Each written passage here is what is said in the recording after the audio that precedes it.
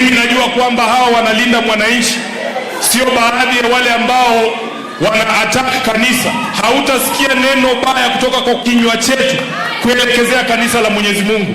Jambo ambalo linatuvunja moyo zaidi ni kwamba wale ambao walisimama kwa mgongo ya kanisa wakaingia katika uongozi Kenya hii ndio wanaongoza kutupa tear gas ndani ya makanisa, ndio wanaongoza kuharibia kanisa jina.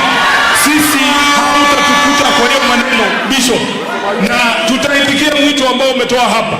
Sisi sio matajiri, lakini tunajua pia maandiko inakuambia ya kwamba sio kila pesa, sio kila mkono inahitajika kujenga madhabahu ya Mwenyezi Mungu. Bishop, sisi wanalinda mwananchi tumeweka kitu kidogo hapa kwa sababu ya msingi wa kanisa lenu. Msikubali pesa chafu. Hii yetu ni kidogo lakini ni safi. Hakuna mjane tumeacha mahali akilia. Hatujaibia mtu